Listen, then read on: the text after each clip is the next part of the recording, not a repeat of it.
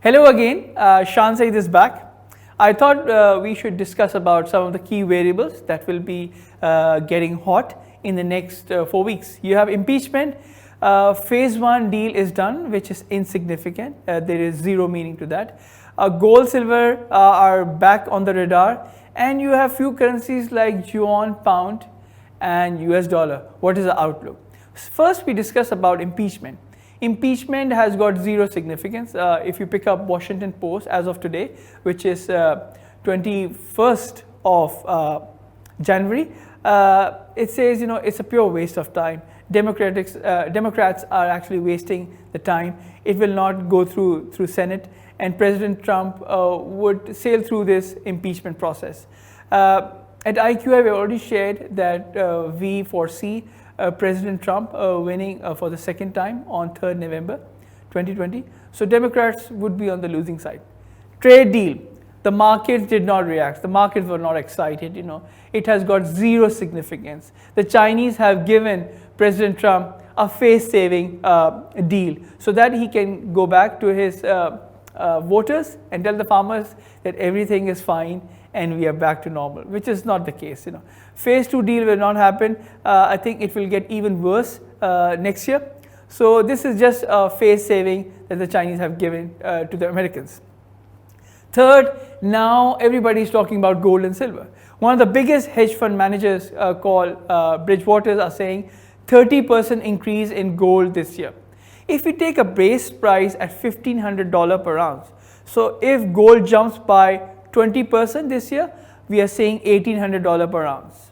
And if gold jumps, this is what the Bridgewater is saying, 30% increase in gold, we are saying gold meandering around $1,950 per ounce. At IQI, we've already shared that gold prices would meander around 10 to 15%. If we say 10 to 15%, then we see gold prices between $1,600 and $1,700 per ounce. And we take an average of 30 and 10, that makes 20. So we foresee gold prices could be heading north at $1,800 per ounce. Then we have few currencies. Let me show you. This is the currency that has appreciated 1.02% in the last 37 days. Nobody's talking about it. The Chinese are very smart. They're playing the game very nicely, and the mainstream media is not talking about it. Chinese yuan gets appreciated. Who gets hurt? The American consumers, because they import from China, and it lowers their living standard and it lowers their purchasing power. US dollar is heading for tail end risk. US dollar will stay low this year.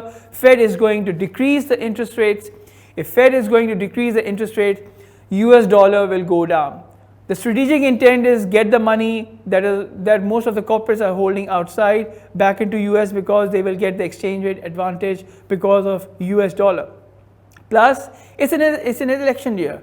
Nixon and Reagan, they have done the same thing. During the elections, they have lowered US dollar, and US dollar for this year again, since President Trump follows Nixon and Reagan for his economic thoughts, US dollar will stay low. The third currency, pound sterling. Pound sterling is heading north.